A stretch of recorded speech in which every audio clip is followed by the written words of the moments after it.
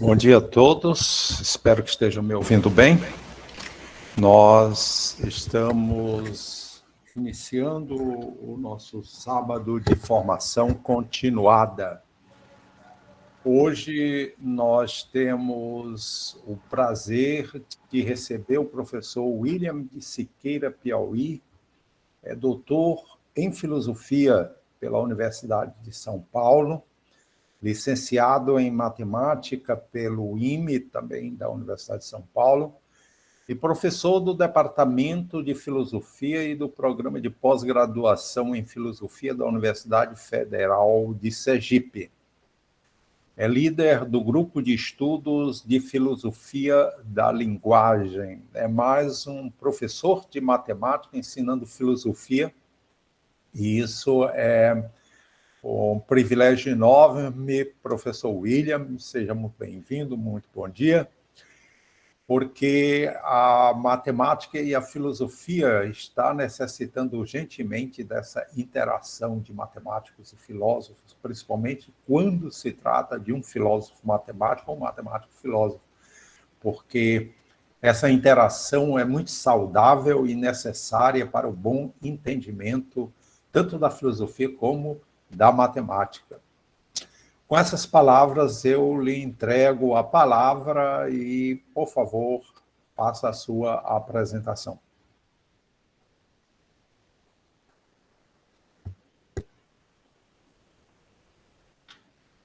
Seu microfone está desligado, professor.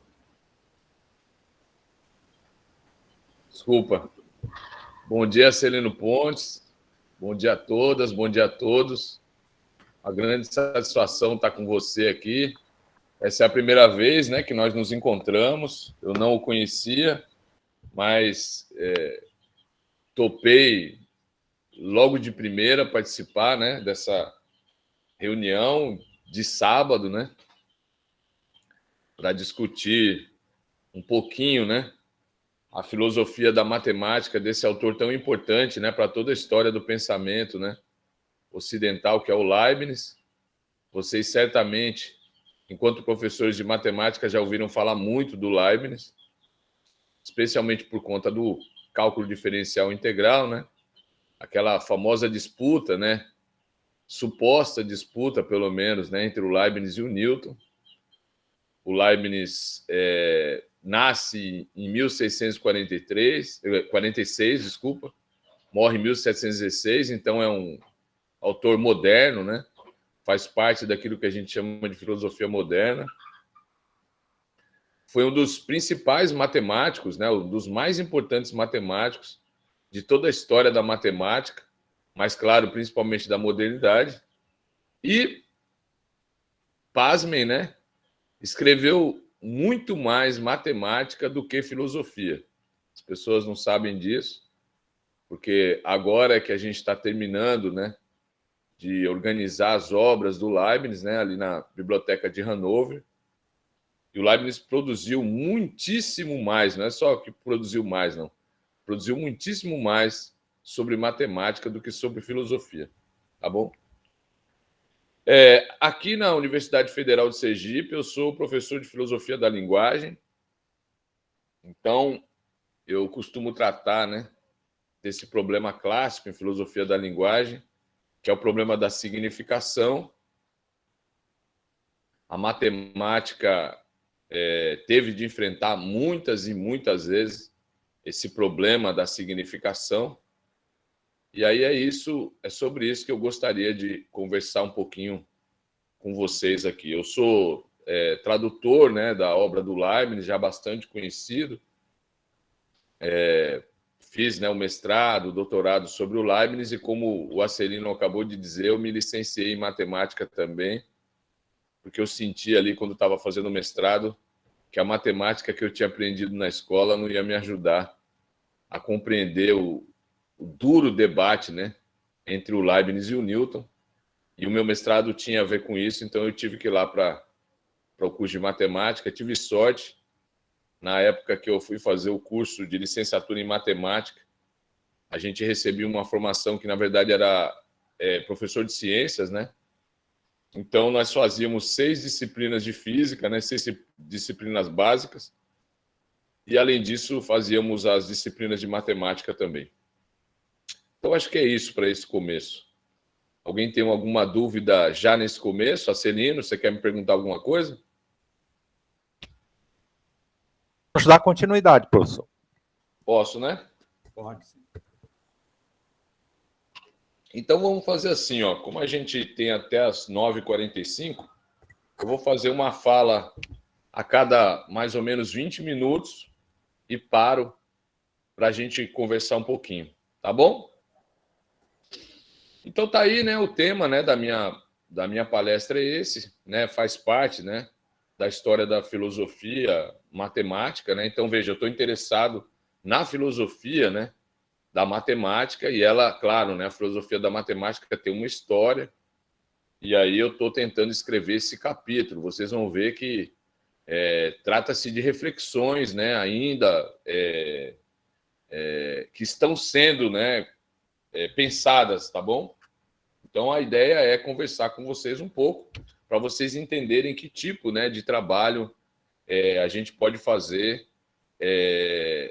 a gente que é da área de filosofia, né, quando se trata de pensar, né, matemática, tá bom? Então, tá aí, né, daqui a pouquinho eu vou, de fato, proceder a minha introdução, né, mas eu quero apresentar para vocês, então, a partir, né, de onde eu vou tecer essas considerações, né? Então, se vocês olharem aqui atrás, né, tem um livro que saiu, né, naquela época, o Acelino deve conhecer essa edição, é a edição dos Pensadores, né? Tá aqui, né, o busto, né, do Leibniz, né? Ela é de 1984, né? Então, não é tão antiga assim. Eu estou com ela aqui. Então, esse vai ser um livro que eu vou usar bastante, tá bom? Da coleção Os Pensadores, tá bom? Vou mencionar bastante textos a partir daí. A gente acabou de lançar um livro, né, sobre a filosofia do Leibniz, e nesse livro eu traduzi 4 cartas, né, do Leibniz, e as 4 tratam de matemática. Então, para quem quiser, você pode baixar gratuitamente. Eu vou colocar o site aí para vocês, tá? Vocês podem baixar o livro gratuitamente.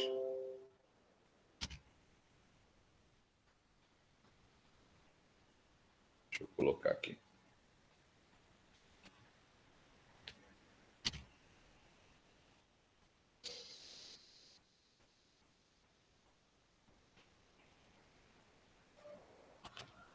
Só um minutinho.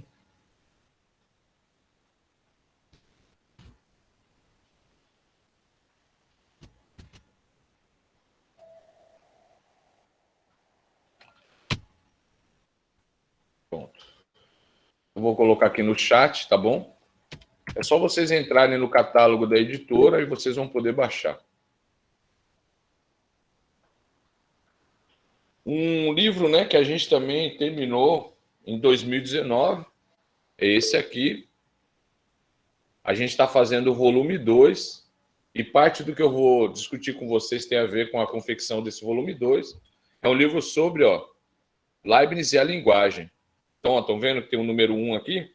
A gente está fazendo o número 2.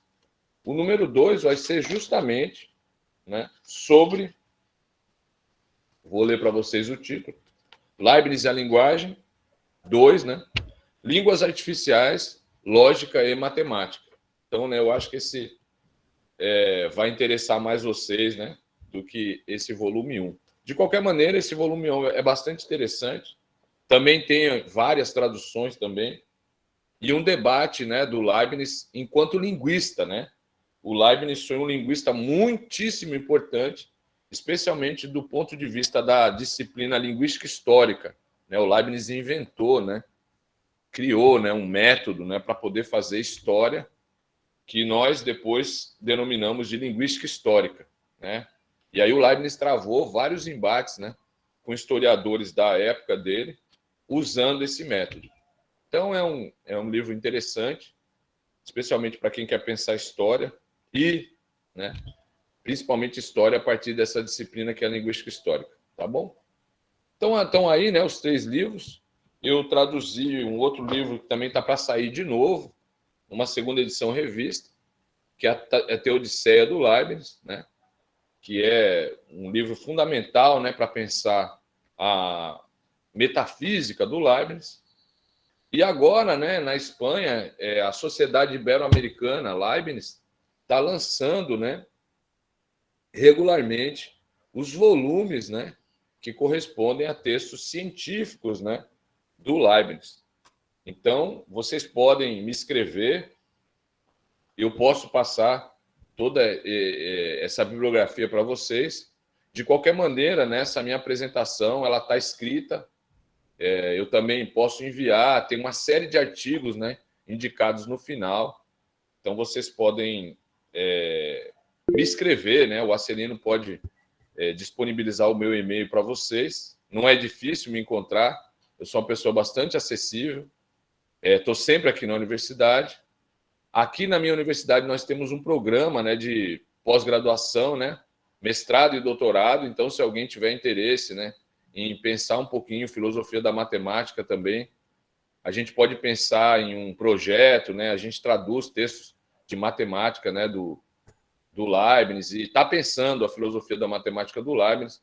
Vai ser um prazer a gente se encontrar para discutir isso. E o meu grupo funciona semanalmente. Então, a gente se reúne semanalmente para ler os textos do Leibniz. Ele é aberto, é gratuito. Então, qualquer um de vocês que queira participar, as reuniões agora estão acontecendo de segunda-feira. É só me escrever, a gente bota vocês na lista e vocês podem assistir ali, né? Podem saber um pouquinho mais desse filósofo da matemática tão importante que foi o Leibniz, né? Tá bom? Então é isso, acho que para esse começo tá aí, então eu vou fazer uma introdução um pouquinho mais, né, segundo os hábitos, né, do pessoal da filosofia. Então tá aí, né, ó, já eu vou fazer essa introdução. O que eu vou fazer é um exercício de leitura, né, e contextualização de parte do ensaio escrito pelo filósofo John Locke. O ensaio foi publicado em 1689, e os novos ensaios do Leibniz, que foi terminado em 1704, mas só foi publicado em 1765. Então, a gente vai ler, né, algumas partes, né, desses 2 textos. Eu já mencionei esses 2 livros, ó, Leibniz a Linguagem 1, Leibniz a Linguagem 2. Esse outro vocês podem baixar gratuitamente, já mandei o endereço. Tem um artigo meu que acabou de sair, né, que eu escrevi junto com o Lauro Iane e o Percy Daniel, que saiu numa revista do México, ó, que é esse aqui, Leibniz e Locke, Considerações sobre os limites e os fundamentos do conhecimento humano. Então, vocês também podem baixar gratuitamente, tá bom? E eu já terminei também um outro texto que está para sair, que é esse Locke e Leibniz, Linguagem, Conhecimento e Ciência no século XVII e XVIII.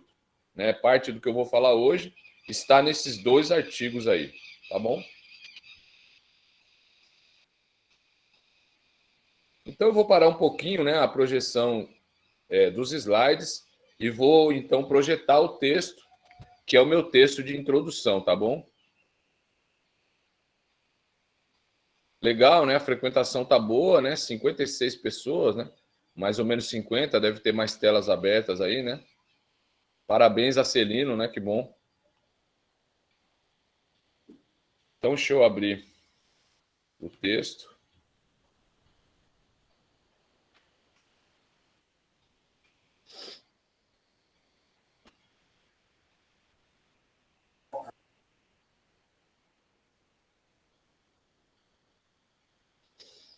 Então, a gente, né, da filosofia tem esse hábito, né, de preparar, né, texto, né? Eu escrevo bastante, né? Então, essa palestra que eu vou dar para vocês, ela está, na sua maioria, escrita, né? Então, não estranhe.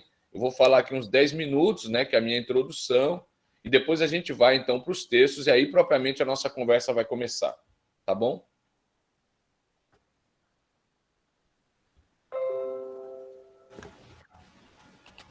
Qualquer coisa que vocês acharem que não está bom, É só vocês falarem e a gente vê aí. Então tá aí, né, o título, né, da minha palestra, Leibniz e o problema da significação em matemática, notas introdutórias, né, claro, eu estou preparando esse material ainda. Eu comecei com uma epígrafe, né, que é uma carta que o Leibniz escreveu, né, em 1707 ao Hermann von der Hardt, né, em 19 de outubro de 1707. E numa parte dessa carta, né, o Leibniz diz o seguinte: mas hoje se inverte tudo. Há quem queira trabalhar com álgebra sem compreender Euclides, quem queira pregar a cabala sem compreender o seu teor sagrado e quem queira disseminar ensinamentos irênicos por meio de livros mal editados, né? Então, o Leibniz chamando a atenção, né, para o mau hábito que estava se disseminando ali na época dele, né, que as pessoas, né, falavam de álgebra, né, trabalhavam com álgebra sem sequer conhecer o Euclides. Aí eu enviei esse resumo aqui, né, para o Acelino, né? Ele tem esse resumo com as palavras-chave. E aí eu quero começar, então, a minha introdução, né? Tá bom? Ora, como vocês são da área da matemática, né? É claro, né? Eu vou fazer o meu texto pensando nisso, né? E aí eu imaginei o seguinte, ora, todo aquele, né? Ou seja, todas as pessoas que de algum modo, né, fizeram o curso de matemática, precisou estudar os temas cálculo diferencial integral e combinatório ou probabilidade. Essas pessoas encontraram, né, um material bibliográfico considerável, né, tem muita coisa escrita, e é verdade que muitos excelentes trabalhos existem sobre tais temas e assuntos com eles relacionados. Contudo, e também para além dos muitos trabalhos sobre ainda inesperadas aplicações, né, de tais setores da matemática, né, de vez em quando a gente se surpreende, né, com uma descoberta ainda nessas áreas. Existem ainda muitas abordagens a serem exploradas, especialmente depois das muitas mudanças ocorridas na historiografia e filosofia das ciências em geral e da matemática em particular, ambas atualmente em pleno desenvolvimento no Brasil, né? Então é exatamente nisso que eu estou interessado, né? A historiografia da matemática, né, e a filosofia das ciências, né, sofreu bastante mudanças, né, no final do século passado e no começo desse, e isso se fez sentir bastante intensamente no Brasil, tá bom? Então eu estou interessado em participar desse debate aí. Ora, como exemplo, né, dessas mudanças ocorridas na historiografia e filosofia da matemática e da intensificação de tais pesquisas, podemos citar, né, o livro, né, eu espero que vocês conheçam, né, História da Matemática, uma visão crítica, desfazendo mitos e lendas, que é da Tatiana Roque, né? Tatiana Roque, se eu não estou enganado, está dando aula lá na Federal do Rio de Janeiro. E o livro, né, que é o que mais me interessa, na verdade, que é o livro Filosofias da Matemática, do Jairo José da Silva. Então, na verdade, né, se vocês quisessem pensar uma outra maneira de entender a minha proposta, o que eu estou fazendo aqui nada mais é do que complementar um pouco o capítulo que o Jairo escreveu sobre o Leibniz, que ficou curto demais do meu ponto de vista, tá?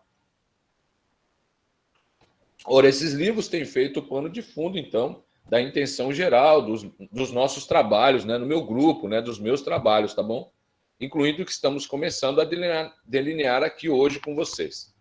Seja como for, eu acredito, né, que a opinião geral defendida nesses dois livros, pelo menos, justifica a pertinência de muitas investigações introdutórias, como a que eu vou fazer hoje, ou seja, da produção de mais um trabalho introdutório sobre as origens do cálculo diferencial integral e da combinatória ou probabilidade, né? Então, vocês vão ver que eu vou falar um pouquinho dessas duas coisas, né? Cálculo diferencial integral e combinatória e probabilidade. E sobre muitos outros assuntos, mas de um ponto de vista mais histórico-filosófico, né? Então é isso que eu quero pensar com vocês, né? Como lidar, né, com um texto de um filósofo que pensou bastante a matemática, mas de um ponto de vista histórico-filosófico, né? Não só do ponto de vista da matemática, né? Tá bom? Se nos expressarmos em termos da obra O Irracional, né, do francês Gilles Gaston Granger, né, o Gilles Granger, né, Gilles Gaston Granger, podemos dizer que há ainda muito que esmiuçar quanto à dialética interna dos conceitos matemáticos, né? Então a ideia é isso, né, pensar um pouco, né, como é que se dá essa dialética interna, né, dos conceitos matemáticos, tá bom? De todo modo, quem frequentou algum curso de análise, né, por exemplo, né, eu imagino também que vocês conhecem, né, o nome desse matemático brasileiro fundamental, né? Então, de todo modo, quem frequentou algum curso de análise, por exemplo, e teve contato, né, ao menos deveria ter tido, né, com o excelente livro do Elon Lages, né, Lima, intitulado Curso de Análise. Elon Lages, né, que participou, né, da preparação do primeiro brasileiro a ganhar a medalha Fields, né, que foi o Arthur, né, se eu não estou enganado. Ora, quem frequentou, né, esse curso de análise do Elon Lages se deparou já no início do livro, né, ali no capítulo 2, com a seguinte afirmação do Elon Lages, cito: não interessa o que os números são, né, isso seria mais um problema filosófico. O que interessa é como eles se comportam. Então tem aqui, né, uma certa visão, né, do Elon Lages do que seria, né, um problema filosófico, né? Só os filósofos é que pensam, né, o que significam, né, o que são, né, propriamente, né, qual o estatuto ontológico, né, dos números, tá bom? Esse objeto fundamental, né, da matemática, que são os números. Ora, para um livro que tratará dos conceitos de enumerabilidade, corpo e topologia da reta, problemas fundamentais para uma compreensão mínima do que separa os vários e distintos conjuntos de números, essa afirmação soa como uma advertência à impertinência da apresentação em livros técnicos de matemática de problemas filosóficos ou mesmo históricos, como os associados à seguinte pergunta: qual a natureza ou qual o estatuto ontológico, especialmente dos números não naturais, incluindo o zero, ou de conceitos ou objetos como dx, né? O par dy dx, e mesmo, né, a expressão dy sobre dx, raiz de -1, né, infinito, né, o zero, etc. E por quais desenvolvimentos de fato passaram tais conceitos ou objetos matemáticos, né? Então, do ponto de vista do Elon Lages, essa seria uma pergunta filosófica demais para estar num livro de análise, né? Tá bom? Ora, em geral, é similar o que ocorre com os livros, né, além dos de análise, mesmo que introdutórios, sobre os temas cálculo diferencial integral e combinatória ou probabilidade. Mesmo que esses livros venham recebendo cada vez mais notas históricas, ainda há muito o que problematizar, especialmente, para dizer pouco, quanto às filosofias que se associavam à conceituação da natureza dos objetos matemáticos, ou quanto às implicações filosóficas dos desenvolvimentos, porque passou a linguagem lógico-matemática, não somente com relação a eles, né, esses objetos, tá bom? Ou seja, ainda há muito o que dizer se, ao falar da história da matemática e filosofia, né, da matemática, mantivermos perguntas tais como as formuladas pelo Jairo nesse livro que eu mostrei para vocês, que são as seguintes: não, olha, mas afinal de contas, o que estuda a matemática, né? O que são, afinal, os números? Que tipo de objeto é um objeto abstrato da matemática, né? Que dariam forma, então, ao menos a uma de nossas perguntas, que é a pergunta que a gente já mencionou, que é a seguinte: a que tipo de objetos ou conceitos nos referimos com caracteres como dx, né? dy dx, né? O par, dy sobre dx, raiz de -1, infinito, zero e etc. Às quais devem ser acrescentadas caracterizações não só históricas, mas também filosóficas, associadas a períodos e filósofos determinados. No nosso caso, a gente vai associar, né, ao período moderno, ao filósofo Leibniz. Junte-se a isso o fato que só muito recentemente o fazer matemático deixa de se confundir com a atividade filosófica. É o que, de saída, podemos exemplificar com a seguinte fala, né, do filósofo francês Gilles Deleuze, né, que está nesse livro do Deleuze, Diferença e Repetição, que é um livro que, do meu ponto de vista, é uma filosofia diferencial da diferença, né? Então, precisa saber um pouco de matemática, né, para entender o que isso quer dizer, tá? Ora, o Deleuze tem nesse livro um capítulo inteiro, né, sobre a apropriação dessa ferramenta matemática, né, que é o cálculo diferencial integral, e uso, né, que uso você pode fazer dela na filosofia. Então, lá no capítulo 4, que é onde ele trata disso, ele diz o seguinte: nas interpretações antigas do cálculo diferencial, ditas bárbaras ou pré-científicas, há um tesouro a ser separado de sua ganga, né, das suas impurezas, imperfeições, né, da sua ganga infinitesimal. É preciso muita ingenuidade verdadeiramente filosófica e muito entusiasmo para levar a sério o símbolo lá, que nos interessa, né? O símbolo, né? O caractere dx. Kant e mesmo Leibniz renunciaram a isso, né? 2 filósofos modernos, né? E 2 filósofos alemães, né?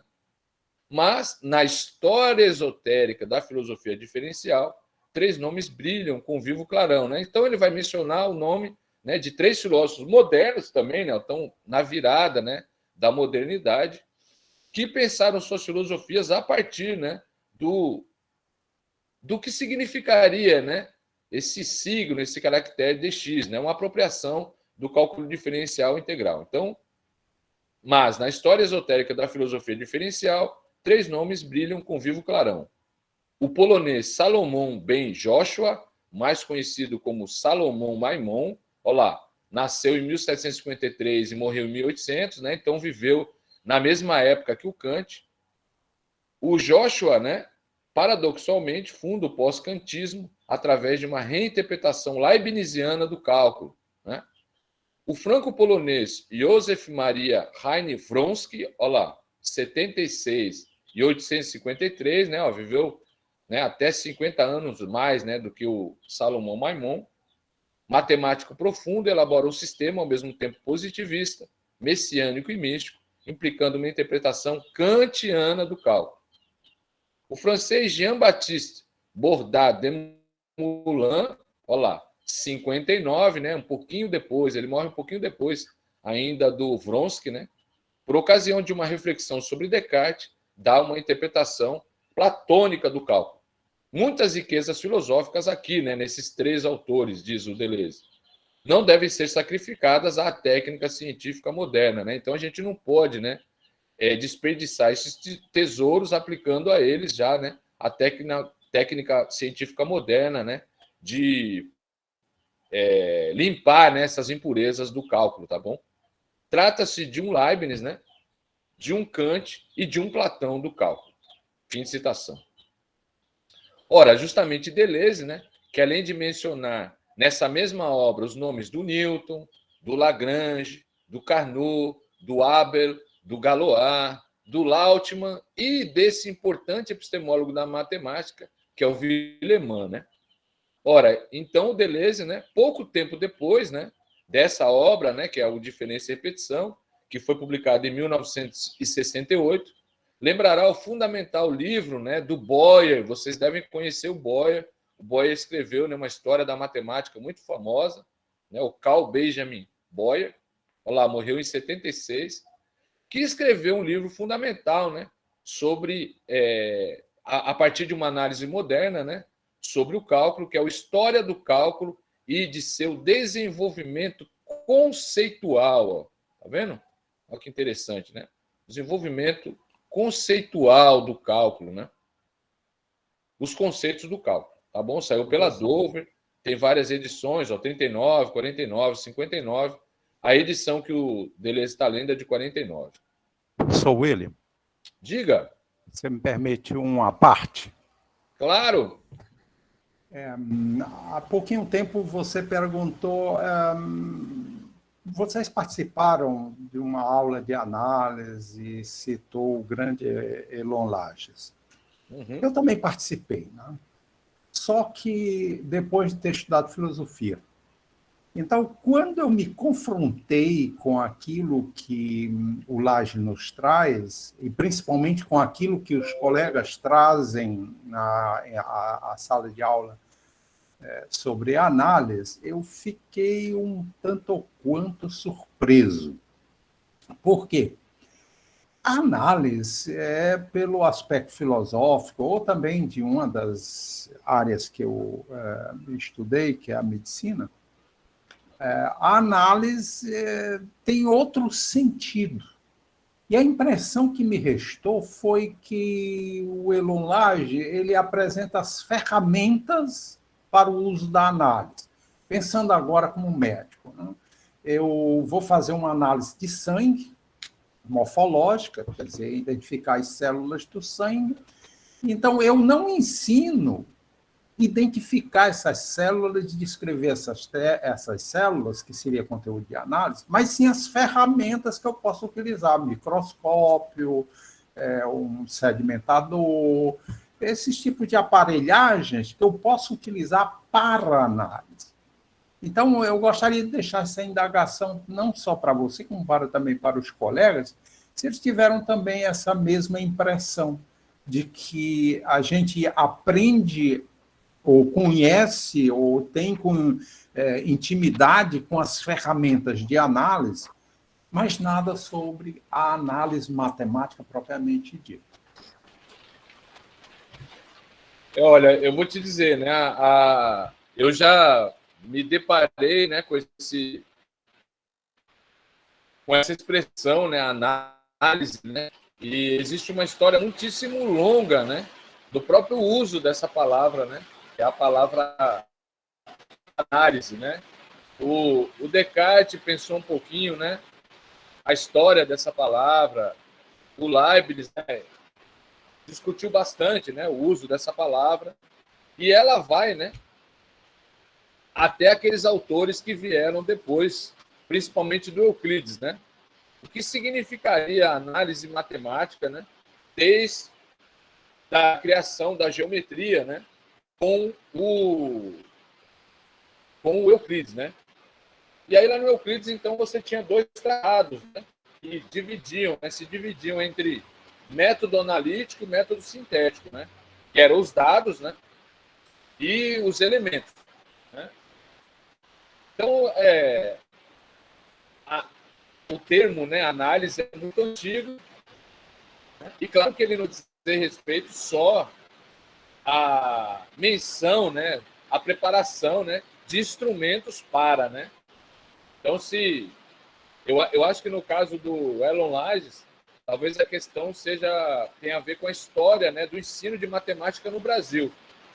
Eu acho que o Elon Lages foi um dos primeiros, né, é um pioneiro em escrever livros, né, que cumpririam esse papel de fornecer uma formação um pouquinho mais, como é que eu vou dizer, um pouquinho mais matemática, né, para matemáticos. Eu acho que a gente tinha pouco material aqui no Brasil, né, de fato para matemáticos, para quem vai trabalhar matemática. Então, acho que o que o Elon Lages fez foi isso, foi preparar um material em que você começaria, então, esse exercício, né, como matemático. Então, talvez por isso só forneceu mais ferramentas, né? Agora, isso é um hábito, né, na história da matemática, né? Essa coisa de oferecer um órgão, né? Os instrumentos, né? Para que daí diante você, então, faça o seu trabalho, né? Tá bom? Mas é uma expressão interessante, ela é muito antiga e houve muito debate sobre, né, o uso, né, do termo análise, né? Tem lá o... Deixa eu pegar aqui, peraí, só um minutinho.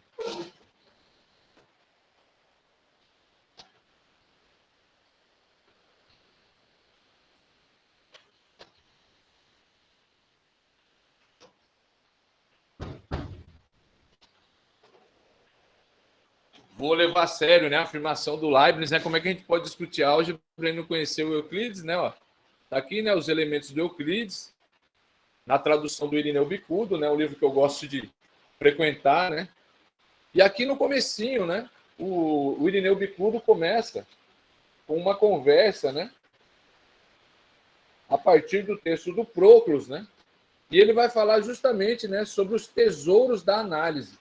Então existe uma história muito longa dessa expressão, né? Quer ver? É isso mesmo. Vai falar sobre os tesouros da análise.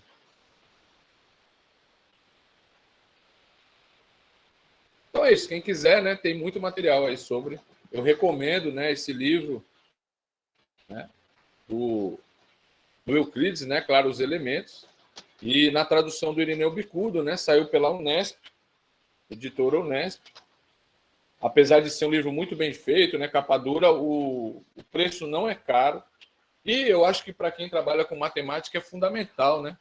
Euclides, Arquimedes e Proclus, né? São autores fundamentais para pensar, pelo menos, a história da matemática. Tá bom? Então, acho que é isso que eu diria, Acelino. Então, vamos lá, né? Vamos continuar um pouquinho aqui, que eu já estou terminando essa introdução. Então, né, trata-se de evidências, né? Essa citação aqui do Deleuze, né? Trata-se de evidências que só muito recentemente, portanto, os conceitos e objetos que fazem a base do cálculo diferencial integral e de muitos outros setores fundamentais da matemática parecem, né, ter deixado de oferecer problematização filosófica. Por isso, né, por isso mesmo, né, temos já de saída de esclarecer que nosso objetivo é muito distinto do daqueles livros técnicos sobre cálculo diferencial integral e combinatório probabilidade. O nosso objetivo hoje é tecer algumas considerações introdutórias e bastante gerais, de um ponto de vista histórico-filosófico, quanto ao problema da significação, né, de determinados conceitos ou objetos matemáticos criados e utilizados principalmente pelo filósofo matemático linguista, né, e aqui o termo linguista é fundamental, o alemão Gottfried Wilhelm Leibniz, que nasceu em 46 e morreu em 1716. Dito de outro modo, pretendemos revisitar uma pequena parte do amplo embate, né, de Leibniz com o filósofo inglês John Locke. Veja, John Locke está vivendo na mesma época que o Newton, né? Então esse debate interessava demais ao Leibniz. O John Locke, infelizmente, morre em 1704 e não vai ter, então, tempo de responder à obra que o Leibniz escreveu, que era uma crítica ao ensaio do Locke. Né? Então, é o embate de Leibniz, né, com o filósofo inglês John Locke quanto à natureza e significado de determinadas descobertas ou invenções matemáticas que hoje fariam voltar questões como aquela que fez a base da fala do Elon Lages. Não interessa o que os números são, né? O que interessa é como eles se comportam, né? Então, essa é uma questão que, na verdade, né, fez parte, né, foi fundamental ali na modernidade, né? Essa pergunta, né? E também outras, né? Outras que apareceram muito claramente lá, como essa aqui, né? Qual a natureza, qual o significado ou qual o estatuto ontológico de determinados conceitos ou objetos matemáticos, como, dentre muitos outros, os números não naturais, né? Lista na qual incluiríamos o zero. Qual o significado ou sentido de conceitos ou objetos como dx, o par de y dx, dy sobre dx, raiz de -1, infinito, zero, etc. Ora, pensadas essas perguntas a partir, portanto, desse problema clássico em filosofia da linguagem, que é, né, o da significação, que associaríamos ao nascimento da linguagem diferencial e linguagem combinatória. Então, às vezes, as pessoas se esquecem, né? O cálculo diferencial, né, ele está sustentado, né, como uma linguagem, né? Existe uma linguagem diferencial, existe também uma linguagem combinatória, tá bom? Da combinatória, né? Mais ainda, outras perguntas, por exemplo, como estabelecemos a verdade das proposições? Só um minutinho. A bateria tinha acabado aqui. Então, como estabelecemos a verdade das proposições nas quais constam tais conceitos e objetos, se sequer sabemos seu significado, né? Como é que eu posso fazer isso, né? Como é que eu posso dizer que uma proposição matemática é verdadeira se eu sequer, né, sou capaz de estabelecer o significado dos termos que aparecem nessa proposição, tá bom?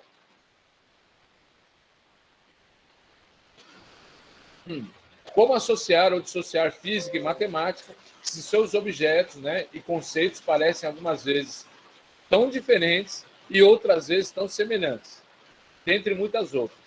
É sobre essas questões, portanto, que pretendemos conversar nos valendo dos textos desses dois filósofos modernos que travaram um dos embates mais interessantes para pensar a história da filosofia principalmente em sua associação com a criação da matemática e física modernas. Questões que devem evidenciar que a fala de Elon Lages está baseada em uma conquista, na verdade, muitíssimo recente, associada a toda uma nova filosofia da linguagem, criada para sustentar principalmente a matemática atual. Então é isso, né? Na verdade, o Elon Lages pode dizer, né, que não nos interessa, né, o que são os números, porque ele já está, né? Ele já está sobre, né? Sobre a evolução, né? O desenvolvimento, né, de toda uma filosofia da linguagem associada à matemática. Né? Então é isso, ele, né, só pode dizer isso porque ele vive num período histórico em que a gente já afastou essas problemáticas, tá bom? Ou seja, né, e para a qual, desculpa, né, o sentido, ainda que operatório, deve ser mais importante que o significado. Então, para nós, na verdade, né, na matemática hoje, é muito mais importante, né, pensar o sentido das expressões, e os seus conceitos e objetos operam muito mais, tem mais o sentido operatório do que propriamente significado, né? Então, assim, esses objetos, em geral, né, esses conceitos, né, caracteres, signos, em geral, têm uma significação operatória, né? E, em geral, não designam nada, né? Mas isso foi uma conquista, né? Foi preciso aí pelo menos 500 anos para a gente abandonar, né, esse problema da significação desses termos, né, dessa notação, e passar, então, a pensar muito mais esses conceitos em termos de quais relações eles mantêm uns com os outros. Tá bom? Ou seja,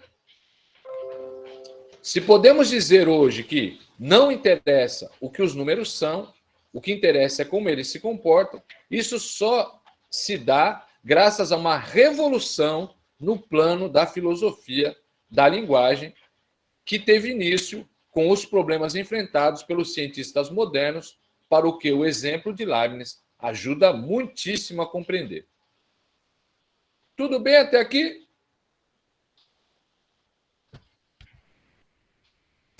Tudo bem, professor. Perfeito. Vocês têm alguma dúvida? Querem?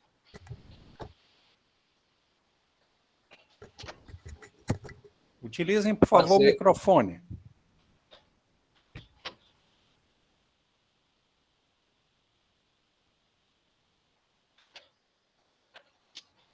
Quer que eu feche o microfone, é isso? Não. É que os que tiverem perguntas se utilizem do microfone para ser mais rápido. Isso, é uma boa. Temos aí 68 pessoas. William, bom dia. Bom dia. Olha só, só um comentário rápido. Eu acho que falar de Leibniz é uma coisa bastante complexa.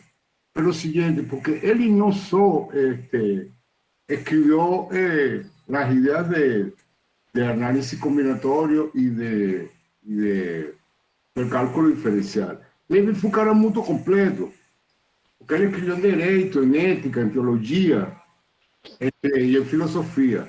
Então, eu gostaria de seu comentário em relação a el contexto histórico e social, onde vivia Leibniz, como você acha que influenciou en las ideas que tuvieron, que geraron esa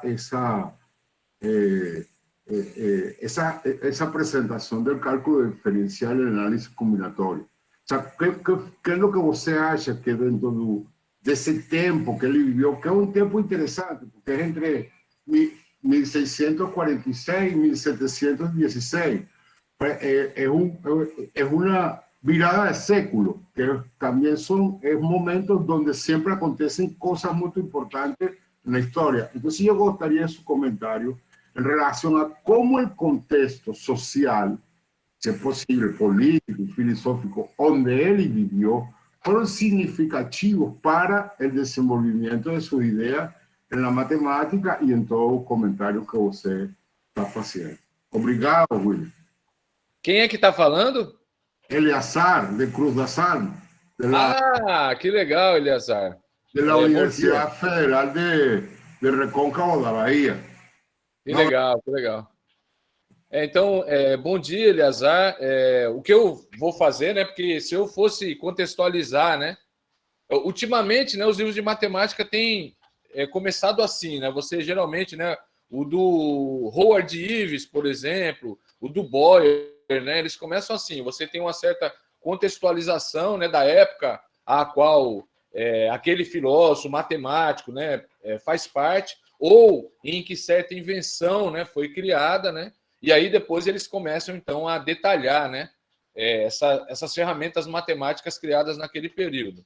Veja, eu acredito que esse vai ser o resultado da minha fala. Eu não vou começar falando disso, né? Eu não vou começar falando da época do Leibniz, mas a gente, no final, vai estar em condições de falar da época. Porque, veja, eu sou historiador, né? Historiador da ciência.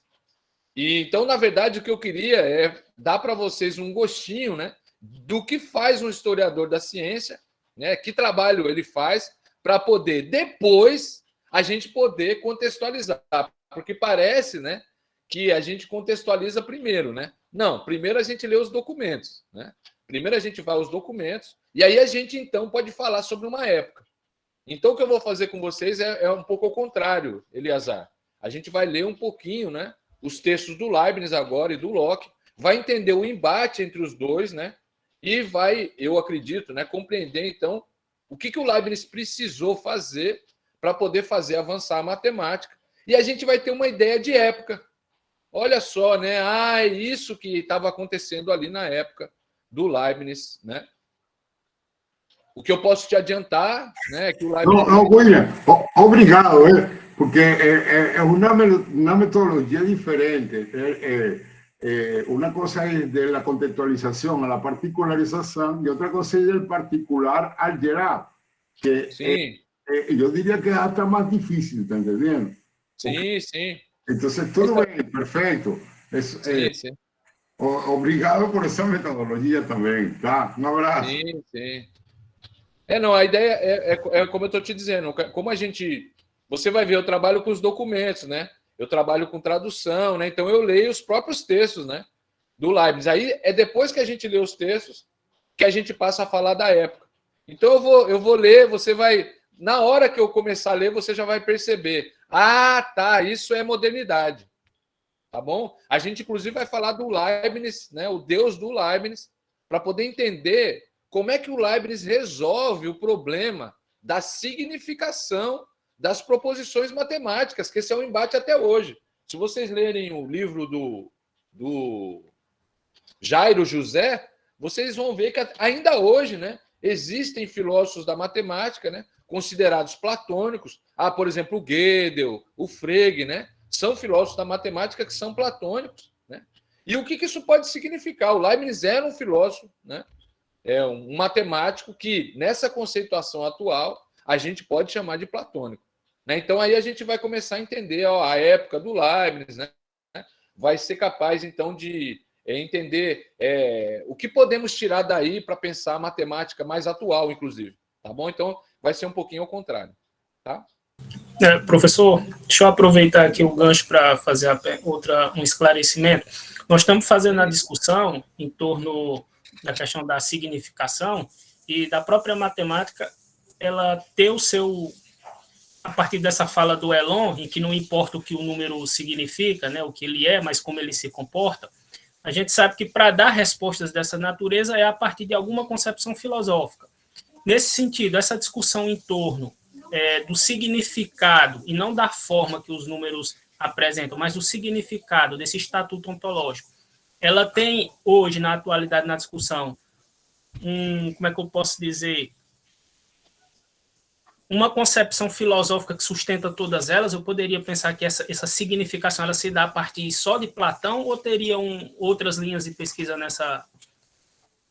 Não, você tem várias filosofias, entendeu?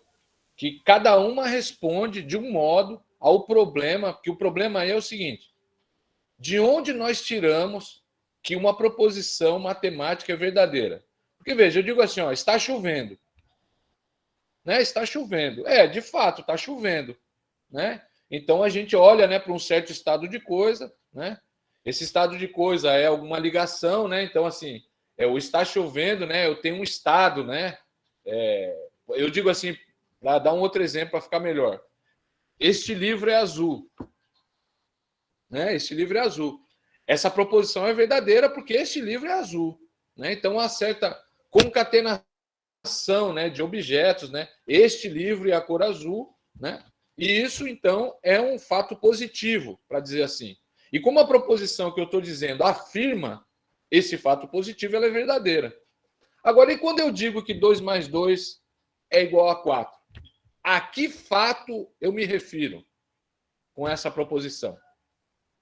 Entendeu? Então, assim, esse foi um problema que atravessou a história da matemática, né? De onde vem, né, que esses objetos abstratos que aparecem ligados em proposições matemáticas constituam verdades.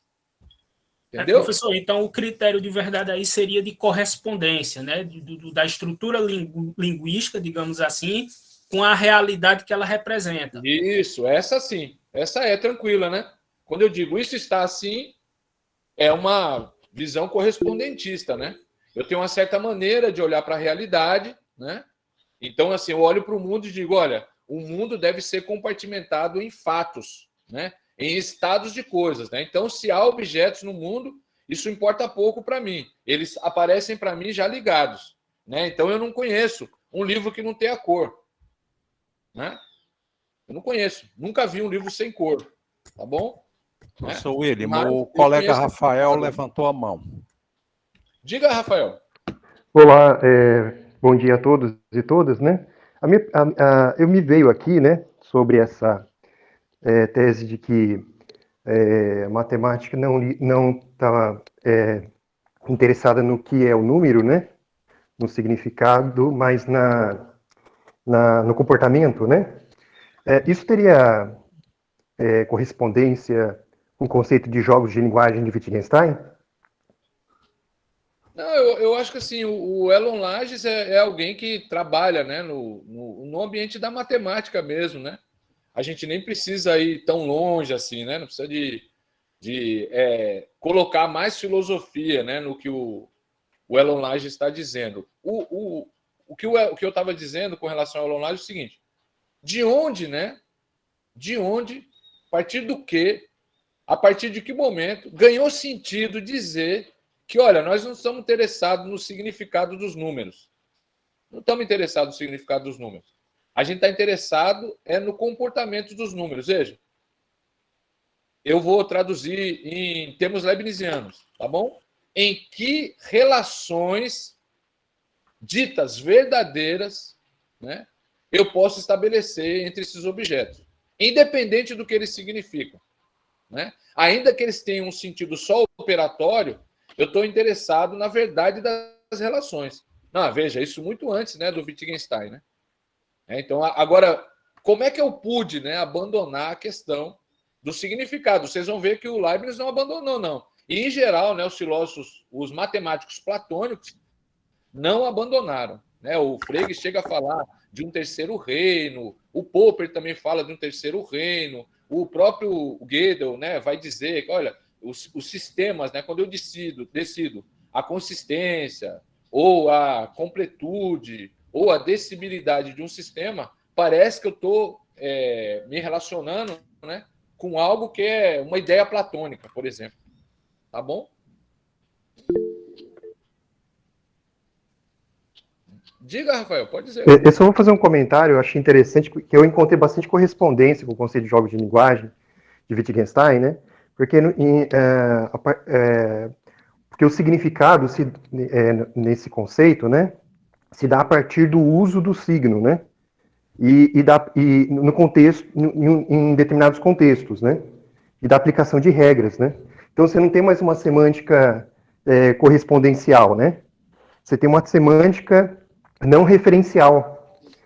Aí tem toda uma discussão nesse sentido, né? Mas eu encontrei bastante correspondência com o que o professor está falando, né?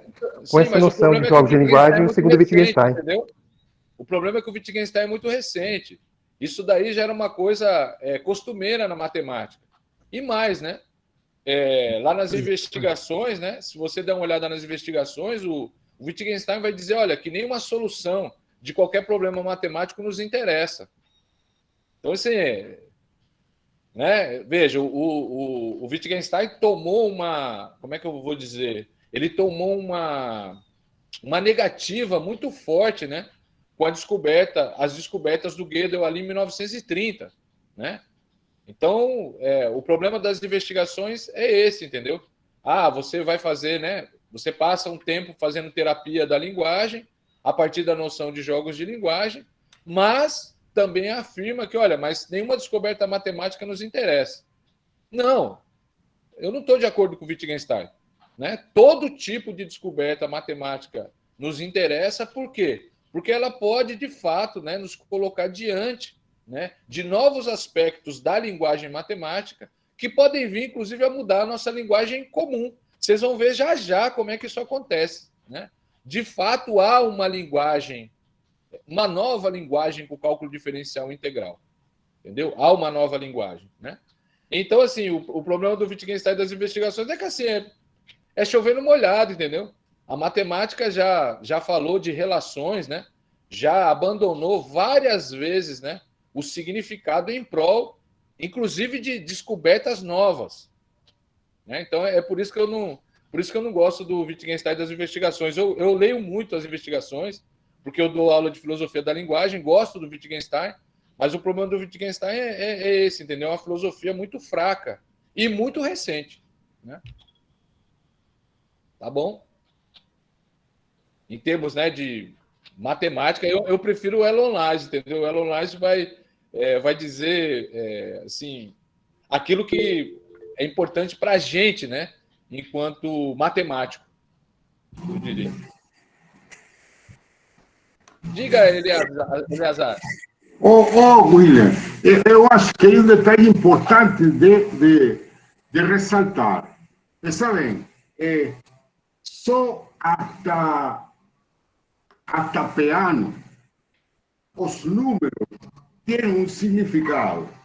Después de Peano, con la axiomatización de los números naturales y la definición de Dedekind, de Cortes para definir números reales, es que un número pasa de ser de algo significativo a un objeto abstracto bien definido en la matemática. Sí.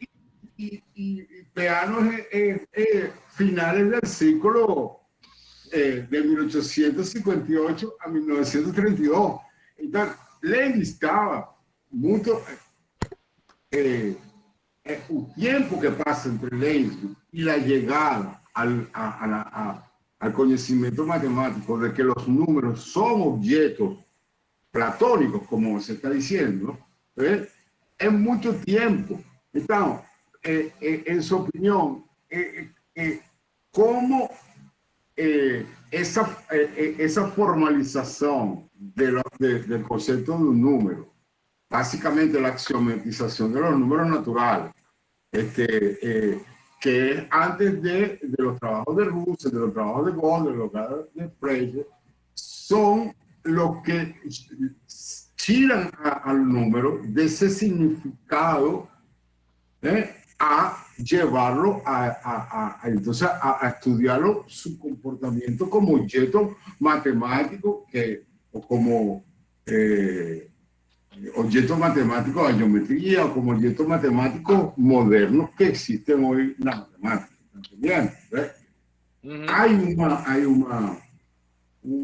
una formalización. Y de esa vez, lo interesante que solo para la época de Peano es que empiezan las primeras ideas de filosofía matemática, de lógica matemática, es donde hay una fusión entre la lógica y la matemática, porque ellas venían de un jeito separado. Entonces, en la época de Leibniz, ainda no se tenía esa formalidad o esa herramienta matemática, que uno de los que vota, por ejemplo, con el análisis combinatorio, los primeros pasos en la computación es Leibniz, mas pasa mucho tiempo antes después conhecer formalmente ao número como lo conhecemos hoje em dia. Né? Então, eu queria ressaltar esse dado histórico, que é muito importante para a matemática, con los trabajos de Peano, con los trabajos de Semelo, con los trabajos de Deito, que después llega toda aquel trabajo aquel famoso trabajo de Golder de la incompletitud de la matemática. ¿Ves? Entonces, olha só o tempo que passou de Leibniz até Peano para poder ainda ir madurando a ideia para poder chegar a esse conceito que hoje temos de número. Tá? Temos que lembrar que a teoria de conjunto, que é uma base para poder definir os números como relação de equipolência, esse conceito abstrato de que um número é o conjunto de todos os conjuntos que têm essa cardinalidade, isso não lo manejava Leibniz, não lo manejava Newton. Isso é muito mais moderno já da época de Peano. Não? Eu acho que faltava tempo de maduração, de crescimento, para chegar a esse estado. Tanto que uma definição importantíssima, ou uma noção extremadamente importante no cálculo diferencial, como é a de limite, quando você olha como era trabalhada por Leibniz, ele era trabalhada mais ao significado, mais à aproximação. Depois que se desenvolve a lógica matemática, a lógica de segundo ordem, é que você chega a ver o conceito de limite como uma noção, como um objeto abstrato definido formalmente utilizando predicados e quantificadores. Mas os trabalhos de Leibniz, eles são mais hacia o que poderia falar como a parte mais intuitiva de la noção de limite, que é outro grande conceito da matemática. Obrigado. Não, tranquilo. Não, de fato, né? É o que eu estou te dizendo, né? O problema, eu acho que dos livros de história da matemática é isso, né? Parece que eles são feitos, né? A matemática foi feita a partir das descobertas matemáticas, né? E não é assim, né? Na verdade, a matemática é feita graças aos matemáticos, né? Então, assim, eles enfrentam problemas, né?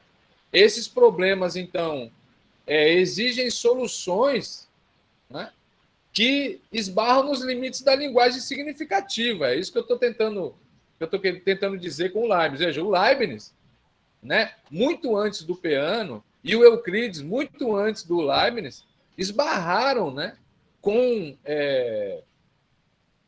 caracteres, né, com signos, né, com certos objetos matemáticos para os quais eles não tinham como dar significação no sentido de designação, entendeu? E é isso, a minha ideia é justamente que, olha, é isso que faz avançar a matemática, né?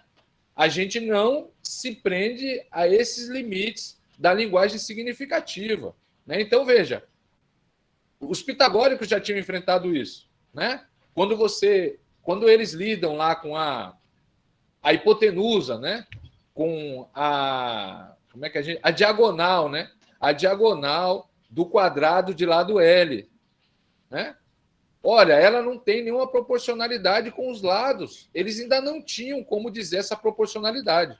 Então, assim, a história da matemática é repleta, né, desses objetos para os quais a gente não tem como conferir significado, né? Então, muito antes, né, a gente precisou da teoria dos conjuntos, né? Então, assim, a gente se esquece que a noção de função foi criada pelo Leibniz, claro, né, ali mais ou menos em 1690. O Leibniz usa a expressão com muita clareza, ele sabe exatamente o que ele quer dizer com função, e é o que nós chamamos hoje de função, mas, claro, eles não tinham ainda a teoria dos conjuntos. Agora, o que a teoria dos conjuntos faz? A teoria dos conjuntos apaga essa história, né? Quando a gente finalmente cria a teoria dos conjuntos, parece não ser mais problemático, né? O que significam, né, esses objetos, né? Vários dos objetos que foram um problemão durante a história da matemática. Por exemplo, né, a raiz de número negativo, né? A raiz de número negativo é chamada pelo Newton, por exemplo, de uma quantidade impossível. Agora, o Newton operava com ela o tempo todo. Então, como é que você pode operar, né, com objetos sem significação? Então, é assim que a matemática avança, né, no final das contas. Ela está sempre batendo com esses limites da linguagem significativa. Qual é o problema? O problema é que ela traz como resultado toda uma linguagem nova. Então, hoje a gente fala muito tranquilamente, né, de raiz de números negativos. Né? A gente fala, inclusive, de raiz, né? E parece que isso tem significado. Né? Ora, mas isso exigiu toda uma nova linguagem. Então, é com isso que eu estou brincando um pouco, né? Estou invertendo, né? Olha, como é que esses problemas aparecem? Já já vocês vão ver. Eu queria ler com vocês os textos, que isso aparece nos textos, né? No empate entre o Leibniz e o Locke. Tá bom? Então, vamos lá. Eu vou ler algumas passagens aqui com vocês, tá? E aí vocês vão ver isso aí aparecer no próprio texto. Então está aqui, né, ó, a primeira questão, né, o primeiro bloco de questões seria conhecimento, ideia, significação e álgebra, né? Aí aparece a noção de significação vaga já. Então, o Filaleto é um personagem, né, do diálogo, né, que está nesse livro aqui, ó. É um diálogo entre o Filaleto e o Teófilo, né? Filaleto vai representar as opiniões do John Locke, né, que morreu em 1704. E o Filaleto vai representar as opiniões do Leibniz, que morreu em 1716. Então, vamos lá. Fala do Filaleto. Ele diz, ó, então, como é que eles pensavam essas questões matemáticas? Né? Eles pensavam, naquela época, essas questões associadas ao problema do conhecimento em geral. E aí, então, o Locke disse, olha, o nosso conhecimento não vai além das nossas ideias. Né? Então, saber dos limites do conhecimento é saber dos limites das ideias. Aí o Teófilo responde, olha, existem ideias confusas nas quais não podemos lograr um conhecimento completo. Ou seja, ele vai oferecer uma gradação das ideias. Existem ideias confusas e existem outros tipos de ideias, como são as ideias de algumas qualidades sensíveis. Entretanto, quando elas são ideias distintas, podemos esperar de tudo. Ora, aqui o Leibniz, né, está dando uma resposta para o Locke, dizendo, olha, que nós precisamos oferecer uma certa gradação das ideias. Mas, ao mesmo tempo, está discordando do Descartes, que já tinha feito essa gradação, dizendo, olha, ainda que nós cheguemos a ideias distintas, essas ideias distintas ainda não são suficientes para a gente dizer o que esperar. Né? Então, eu preciso de aumentar essa gradação, e vocês vão ver já já como é que o Leibniz faz isso, tá bom? Aí, né, lá, perto do fim do diálogo, né, dessa parte do diálogo, o Locke diz o seguinte, resta, por conseguinte, a terceira causa da nossa própria ignorância. Então, veja, o que o Locke acha que é uma das causas da nossa ignorância geral, né, com relação ao nosso conhecimento. Ele diz assim, ó, é que não seguimos as ideias, então o problema das ideias, que temos ou que podemos ter, e não nos preocupamos em encontrar as ideias intermédias. Assim é que se ignoram as ideias matemáticas. Então, veja, o que o Locke acha? Ele acha, né, que ao criar a sua filosofia da linguagem, ele está em condições, né, de dizer, olha, é assim que os matemáticos pensam. E é por isso que eles, né, tiveram mais sucesso ao criar matemática do que nós tivemos ao criar filosofia. Mas vamos ver o que ele acha da matemática. Então, ele diz assim, ó, assim é que se ignoram as ideias matemáticas, embora não exista nenhuma imperfeição nisso. É o mau uso das palavras, ó, né, que impera na filosofia, que mais contribui para nos impedir de encontrar a concordância ou discordância das ideias. Então, o problema é fazer as ideias concordarem, né? Porque a proposição ela é uma representação dessa concordância. E aí ele continua, e os matemáticos que formam seus pensamentos, independentemente dos nomes, opa, olha aí, né? Olha o que ele está pensando da linguagem matemática, né? E se habituam a apresentar o espírito às próprias ideias, ao invés dos sons, com isso mesmo, evitaram grande parte das dificuldades, né? Então, assim, se você evitar a linguagem, né? Se você evitar os problemas associados à linguagem comum, né? Que é o que costumam fazer os matemáticos, você vai se afastar um pouco dessa ideia. Continua. Se os homens tivessem agido nas suas descobertas do mundo material, como fizeram nas coisas que dizem respeito ao mundo intelectual, ou seja, né, como fazem os matemáticos, né, não teriam confundido tudo num caos de termos de significação incerta. Né? Então, veja, o problema para ele é que nós, em geral, né, trabalhamos com significações muito incertas e, na matemática, isso não acontece. Tá bom?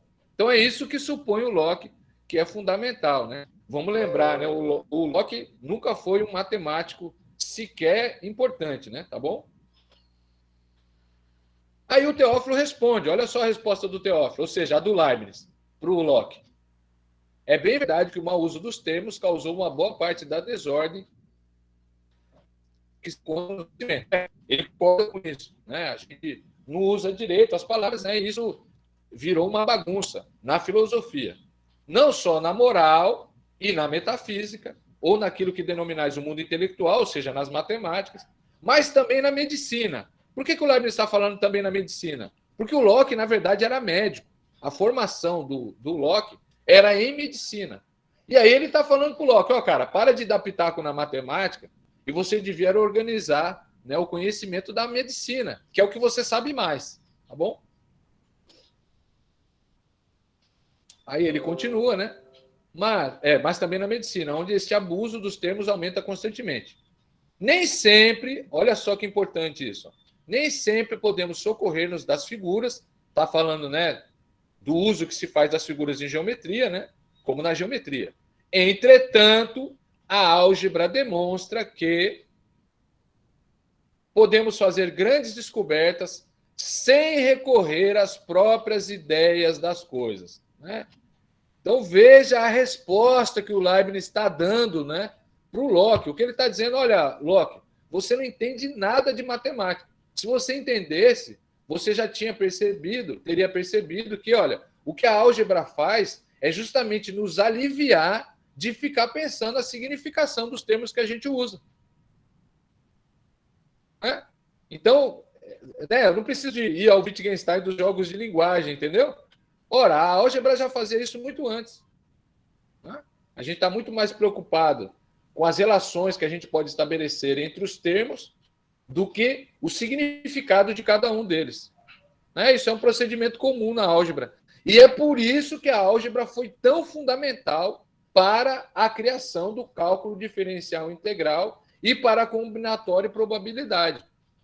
Né? A gente saiu, né, eu não vou ler outros trechos com vocês, mas a gente saiu daquilo que o Leibniz vai chamar de uma matemática física, uma geometria física, né, uma aritmética física. Tá bom? Vamos continuar. Então, tá aí já, né, o texto. Agora a gente já pode entender um pouquinho, né, o que estava acontecendo ali na época, né, o debate desses dois grandes filósofos da época, que é o Locke e o Leibniz, né? Agora vamos ver como é que surge, então, né, como é que o Leibniz coloca, né, as intuições primeiras, né, de uma lógica dos graus de probabilidade. Diga, Érica.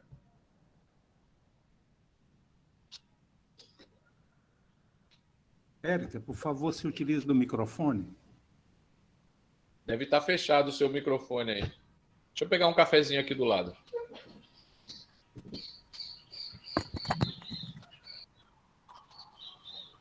Ah, sim, tá ok.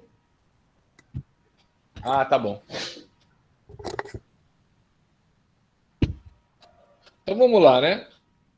Outro trecho aqui do embate entre o Leibniz e o Locke. O Leibniz diz assim, ó, Teófilo, né? Fala do Leibniz. Foi o que ocorreu com a minha arte, né? Ó, né? De combinação, né? A arte das combinações, né? O De Arte Combinatória, que foi um texto que o Leibniz publicou quando ele tinha 20 anos, né? Ó, 1666. Fato que já tive ocasião de lamentar. Foi um fruto de minha primeira adolescência e, todavia, a obra foi reimpressa por muito tempo, né? Muito tempo depois, sem consultar-me mesmo, sem observar que se tratava de uma segunda edição. Isso levou alguns a crerem, a meu desfavor, que eu era capaz de publicar uma tal obra em idade avançada. Com efeito, embora existam ali teses que ainda aprovam, e a gente vai ver algumas delas aqui, outras há que só podem convir a um jovem estudante. Então, o Leibniz já tinha escrito um tratado, né, de combinatória em 1666. E é bem ao sabor da época, como vocês vão ver já já. Aí ele continua um pouquinho mais à frente nesse texto.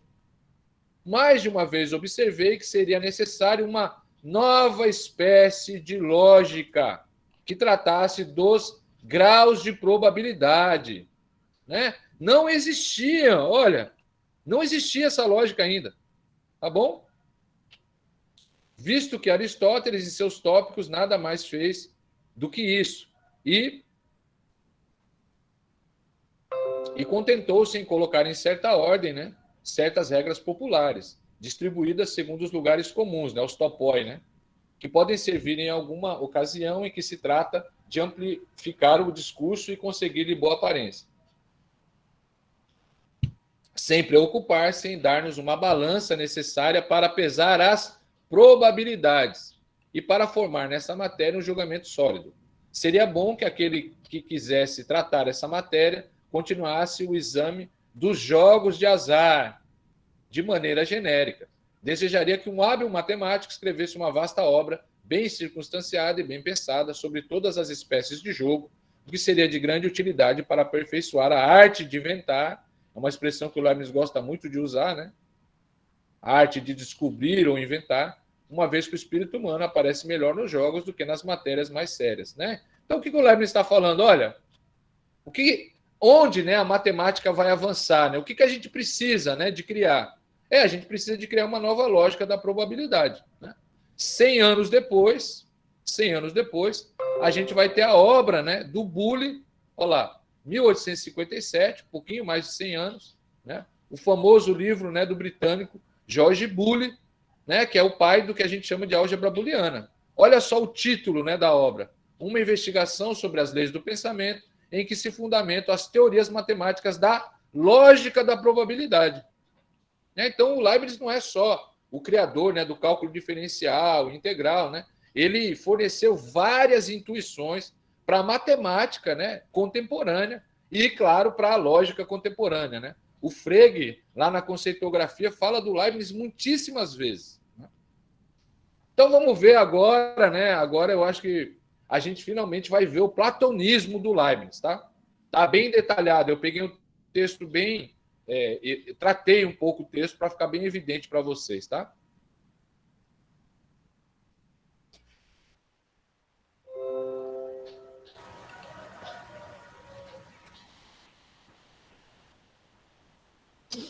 Vamos lá. Então tá aí, ó. Né, pensar o racionalismo do Leibniz, né? O inatismo, o Leibniz era um inatista, não sei se vocês sabem o que quer dizer, mas vai ficar claro aqui. A realidade e a verdade com relação às matemáticas, né? Então, como é que eu estabeleço a verdade, né, na matemática para o Leibniz? Então, o Leibniz diz assim, ó, na mesma obra, né, uma fala do Teófilo, no que concerne às verdades eternas e a matemática, vejam, é assim que o Leibniz chama as verdades encontradas, né, na matemática. Trata-se de verdades que nunca vão mudar, são verdades eternas, tá bom? Então, no que diz respeito às verdades eternas, cumpre observar que, no fundo, elas são todas condicionais e dizem, com efeito, supondo-se tal coisa, acontece essa outra coisa. Por exemplo, dizendo, né, então está aqui, né, ó, uma proposição, vocês vão ver daqui a pouco, condicional de tipo 1. Todo A é B e B inere necessariamente em A. Então, eu tenho um predicado B que inere necessariamente, né, no sujeito A. Toda figura que possui 3 lados terá igualmente 3 ângulos. Não digo outra coisa senão que, supondo que existe uma figura de 3 lados, esta mesma figura, né, então tem que dizer respeito ao mesmo sujeito, esta mesma figura terá 3 ângulos. Digo esta mesma, e é nisso que as proposições categóricas, né, ó, proposição categórica, que podem ser enunciadas sem condição, embora no fundo sejam condicionais, diferem daquelas que denominamos hipotéticas. Como seria a seguinte proposição? Então, a proposição hipotética 1. A pode ser B. B não inere necessariamente em A. Por exemplo, se uma figura tem 3 lados, os ângulos são iguais a 2 retos, onde se vê que a proposição antecedente, né, a saber, alguma figura de 3 lados, e a proposição consequente, a saber, os ângulos da figura de 3 lados são iguais a 2 retos, não tem o mesmo sujeito. Daí que ela não, né, ó, o B não inere necessariamente em A, tá? Como elas o tinham no caso precedente, onde a antecedente era esta figura é de 3 lados e o consequente, a mencionada figura, é de 3 ângulos. E aí isso é só uma introdução para ele discutir, então, a questão da verdade em matemática. Aí ele vai lembrar, né, os escolásticos, né, os escolásticos discutiram muito a respeito desse tema, né, que é a constância do sujeito, né? Na verdade, podia ser até a inerência, né, do predicado no sujeito, como diziam ou chamavam. Isto é, está aqui, né, constância do sujeito. Questão 1. Então, qual era a questão que eles pensavam? Questão 1. Como a proposição feita sobre um sujeito pode ter uma verdade real se esse sujeito não existe? Então, veja, está aí, né? É assim, então, que o Leibniz vai encaminhar a questão das verdades matemáticas. Então, prestem atenção no desenvolvimento do texto, tá? Então, né? Como a proposição feita sobre um sujeito pode ser uma verdade real se esse sujeito não existe? Esse é o caso, né? De vários, né, conceitos e objetos da matemática. Resposta. Primeira resposta para a questão 1 é que a verdade é apenas condicional e diz que, no caso de que o sujeito exista, ele será assim. Tá bom, você me dá essa resposta, mas essa resposta gera uma outra pergunta. Então, todavia, perguntar-se-á, se você der essa resposta. Mas em que está fundada essa conexão, né, da antecedente com a consequente? Visto existir nela uma realidade, o texto está mal traduzido, visto existir nela uma realidade que não engana. E aí, para essa questão 2, a resposta vai ser: a resposta será que ela, resposta 2, ou seja, tal realidade, está fundada na ligação das ideias. E aí nós chegamos, né, no fundamental da filosofia da linguagem do Locke. O Locke vai dizer que o que importa é estabelecer a conexão entre as ideias. Na verdade, a gente já leu isso aqui hoje, tá bom? Não, mas está baseada na conexão entre as ideias, né? As ideias que estão na antecedente e as ideias que estão na consequente. E aí a pergunta vai seguir, quer ver? Entretanto, né, dada essa resposta, perguntar-se-á replicando. Então, questão 3, a partir dessa resposta. Onde estariam tais ideias se não existisse espírito nenhum? Eita! Ideia é uma coisa que só acontece em algum espírito. Mas e se os espíritos não existissem? Já que você está falando que essas verdades são eternas, né? Se não tivermos nenhum espírito, elas deixaram de ser eternas, né? E outra questão associada a essa: qual seria, nesse caso, o fundamento real desta certeza das verdades eternas, se espírito algum existisse?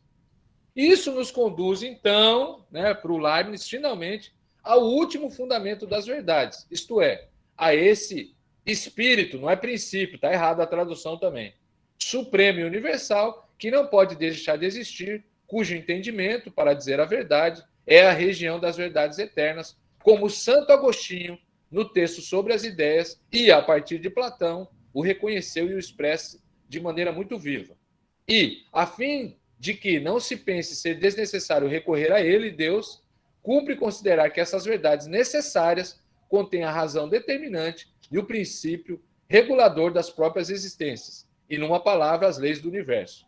Assim, resposta definitiva para essas questões: uma vez que essas verdades necessárias são anteriores à existência dos seres contingentes, é necessário que elas estejam fundadas na existência de uma substância necessária, que é Deus, né? É ali que encontra o original das ideias e das verdades que estão gravadas nas nossas almas, não em forma de proposições, mas como fontes das quais a aplicação e as ocasiões darão origem a enunciados atuais. Então está aí, né, a resposta, né, do Leibniz, que permite a gente dizer que ele era platônico, né? Veja que ele lembra, né, vários filósofos aos quais ele estaria associado, né, como Santo Agostinho e o Platão. No começo dessa obra, ele já se diz, né, mais platônico do que o Locke. E, por Leibniz, essa é a resposta definitiva, então, da questão das verdades matemáticas, né? Essas verdades matemáticas, elas, de fato, representam conexões de ideias, e essas ideias têm um espírito último, né, no qual elas estão de fato. Então, o que seria a geometria, né? só para avançar um pouquinho, né? O que a gente pode dizer em termos de filosofia leibniziana do que seria a geometria. Ora, a geometria euclidiana nada mais é do que esses enunciados que foram atualizados com relação a esse contínuo abstrato real, que é o espaço, né? Então, o espaço é um abstrato que tem realidade no entendimento divino, e a história da geometria significaria justamente, né, essa tentativa, né, de formular enunciados, né, que nos permitam entender quais são as propriedades desse abstrato real. É assim que o Leibniz, então, entenderia a geometria. Tá bom? Tudo bem?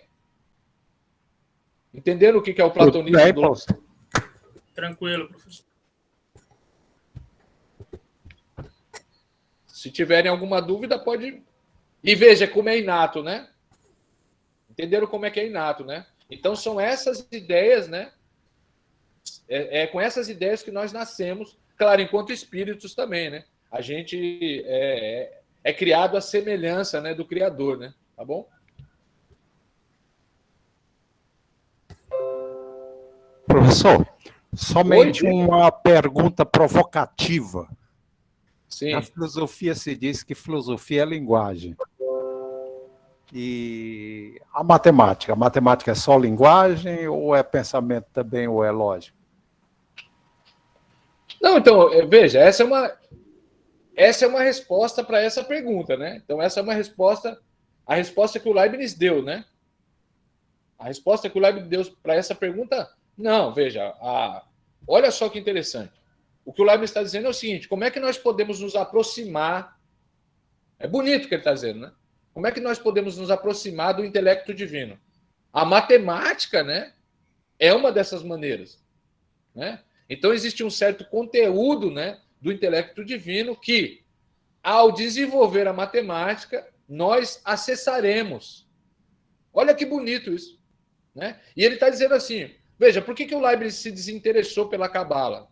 Porque ele discutiu com vários, né, linguistas que defendiam, né, a Cabala. Por que ele se desinteressou? Porque, para ele, de fato, a Cabala mesma é a matemática. Então, para o Leibniz, pelo menos, a resposta é essa, né? Agora, há quem diga, né? Há filósofos que dizem, né, que a filosofia é só linguagem, né? Mas há filósofos que digam, né? Nem todos dizem isso, né? Tá bom? Então, vamos lá. Agora eu acho que eu vou responder um pouquinho, né, daquela pergunta, né, sobre a época, né? Então, vamos ver, né, o que, de fato, os cientistas da época diziam sobre sua época, né? E aí vocês vão ver que a opinião do Leibniz é completamente diferente da opinião do Locke. Eu acho que nós escolhemos, né, a opinião do Leibniz como representante da época e não a opinião do Locke. Quer ver? Vamos lá ler o texto. Então tá aí, né? O conhecimento e ciência na virada do 17 para o 18, né? De fato, né, essa noção de virada de século é fundamental, né? Então tá aí, uma fala do Locke, né, Filaleto. Diz ele: entretanto, é verdade que a extrema distância, né, então a questão da extrema distância eu vou chamar de A, de quase todas as partes do mundo que estão expostas à nossa vista, as priva do nosso conhecimento. E aparentemente o mundo visível é apenas uma pequena parte desse imenso universo. Estamos encerrados num pequeno canto do espaço, isto é, no sistema do nosso Sol, né, o sistema solar. Olha como é que aparecia na época a expressão, né? O sistema do Sol, né? E todavia não sabemos sequer o que acontece nos outros planetas que circulam em torno dele, assim como o nosso globo. E ele continua: esses conhecimentos nos escapam devido à grandeza e à distância. Então veja o que o Locke está dizendo, né? O nosso universo é grande demais e por isso a gente não pode conhecer o universo, né? Grande parte, né, do que diz respeito ao universo nós nunca vamos poder conhecer porque está longe demais de nós, né? A gente está numa pequena parte do sistema solar. Então, o Locke é muito pessimista com relação ao conhecimento científico. Aí ele vai continuar. Porém, outros corpos estão escondidos em razão de sua pequenez, né? Então, são esses os dois motivos, A e B. Um é porque são grandes demais, outro porque são pequenos demais. E são aqueles que mais nos interessaria conhecer. pois da sua contextura poderemos inferir os usos e as operações daqueles que são visíveis. A saber, porque o ruibardo cura, né, a erva, né, ruibardo, se eu conhecesse, né, a constituição microfísica do ruibardo, né, eu poderia responder essa pergunta. A cicuta mata e o ópio faz adormecer. Assim, por mais que o empenho humano possa fazer avançar a filosofia experimental, olha a expressão, né, quanto às coisas físicas, estou tentado a crer que não poderemos jamais chegar nesses assuntos a um conhecimento científico. Olha só que interessante, né? O Locke, hein? Um dos filósofos mais importantes da modernidade, que esteve do lado do Newton várias vezes, né? Era muito pessimista com relação ao conhecimento científico, não faz nenhuma menção ao microscópio, não faz nenhuma menção ao telescópio. Olha a resposta que ele recebe do Leibniz nesse texto. Acredito realmente que jamais chegaremos tão longe quanto seria desejar. Todavia, parece-me que faremos alguns progressos consideráveis com o tempo na explicação dos fenômenos, visto que a maior parte das experiências que estão ao nosso alcance podem fornecer-nos dados mais que suficientes, de maneira que falta apenas a arte de utilizá-los, cujas bases, espero, possam ser colocadas, desde que a análise infinitesimal, olha que lindo isso,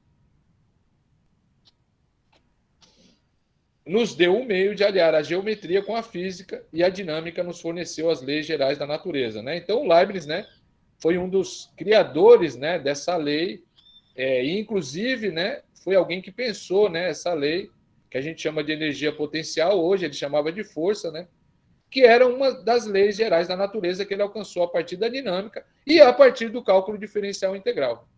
Então, vejam que a visão, né, do Leibniz dos avanços do conhecimento científico é muito diferente da do Locke. O Leibniz é um entusiasta, né? Nós vamos avançar muitíssimo. E o nosso mundo, então, é o resultado da visão que o Leibniz teve, graças a Deus, e não a do Locke, né? A gente hoje sabe muitíssimo, porque o cálculo diferencial e integral avançou muitíssimo no sentido que o Leibniz tinha estabelecido ali.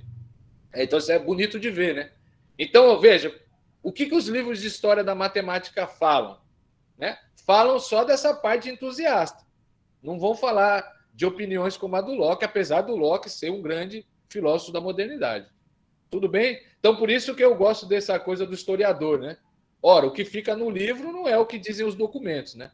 Vocês estão diante do documento, né? Tá bom? Então, eu vou parar um pouquinho aqui, né? Tá aí, né? A gente já passou, né, por grande parte dos problemas da significação. Eu acho que não vai dar tempo, né, para eu falar tudo que eu tinha para falar. E aí eu vou um pouquinho para os slides e aí a gente conversa um pouco, tá bom? Eu fico devendo a outra metade aí para uma outra vez.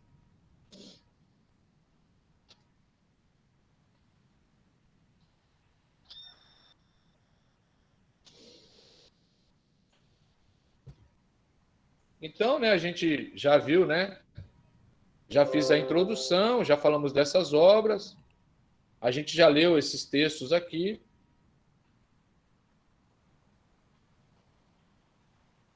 Lemos bastante coisa. Inclusive, já falei um pouquinho disso aqui, né, dos graus de conhecimento. Não vai dar tempo de eu trabalhar mais isso com vocês. De qualquer modo, o que eu queria pensar com vocês é justamente o que está posto aqui, né? Que é isso, né?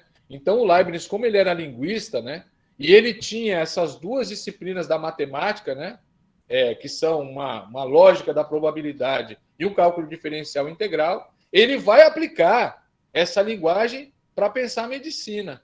Por quê? Porque já vários botânicos tinham enfrentado, né, o problema, né, de, não conhecendo a natureza profunda, né, das ervas ou de plantas, de tudo, né, organizar essas plantas. E esse conhecimento é de tipo combinatório, vai dizer o Leibniz. Então, a linguagem da combinatória vai ajudar a pensar a medicina. E aí, claro, a aritmética e a geometria também vão ser revolucionadas a partir dessas duas novas linguagens, tá? Claro, né, a álgebra especialmente pensada ali a partir do Viette, né? Vocês vão ver, aparece muito lá nos novos ensaios, né? E a combinatória vão ser evolucionadas, né, a partir dessa nova linguagem, tá bom? Aí tem aí, né, a análise infinitesimal, né? que vai pensar o para o maior e o para o menor, né? A noção de modelagem, eu vou mostrar daqui a pouquinho, né? E aí está aí, né? O cálculo diferencial integral, que oferece uma nova linguagem. E aí a gente vai poder falar, então, de leis da natureza, que seriam leis diferenciais, né? Aí eu vou ter uma física mecânica, que é a newtoniana, ou uma física dinâmica, que é a leibniziana, tá bom? E aí, então, eu vou ter a astronomia, a partir desse cálculo diferencial integral, e vou ter a biologia a partir dessa, então, né, linguagem combinatória, tá bom? E aí, claro, né, só para a gente, eu sei que vocês sabem disso, né? Com isso, né, o Leibniz oferece para a gente, então, ainda, né, tá nascendo, né? Mas ele oferece as duas ferramentas mais importantes, né, que nós desenvolvemos, né, para pensar a física, né, a microfísica, a macrofísica e a biologia, né? Uma espécie de microfísica, né? Uma ciência dos organismos vivos, né? Tá bom? Dos seres vivos, né? Para dizer melhor. Então tá aí, né? Com essa matemática do Leibniz a gente pode modelar, né? O discreto, né? A gente modela o discreto e pode pensar continuamente. O Leibniz pensou muito, né? O problema das cônicas, né? Que claro, né? Todo matemático herdou lá do tratado, né? Das cônicas do Apolônio. E aí, com o de arte combinatória, ele já é capaz de pensar coisas como essa. O conceito que ele usa está aqui embaixo, ó, que se chama, né, complexão, tá bom? Então, dados esses elementos aqui, né, como é que eu posso combinar esses elementos, né? De quantas maneiras eu posso, né? Tá bom? Isso aqui aparece lá, né, ó, esse cálculo diferencial. Primeiro texto importante é sobre o método, né, das quadraturas, né, úteis com relação às séries, é de 1673, e o Geometria Recôndita, né, que é o mais famoso, que é de 1686. Como vocês sabem, o de arte combinatória ainda é antes a isso, é de 1666. Então, acho que eu vou parar aqui, tem muita coisa ainda, tinha muita coisa para eu dizer, e inclusive levar mais adiante, né, parte das reflexões que eu fiz, mas eu preferia conversar com vocês e responder, talvez, alguma pergunta aí que vocês tenham. Tá bom?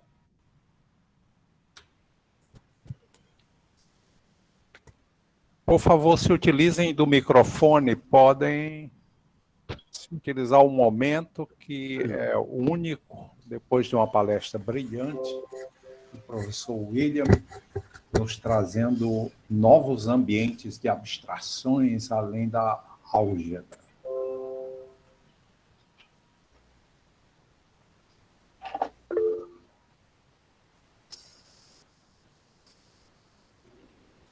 Érica.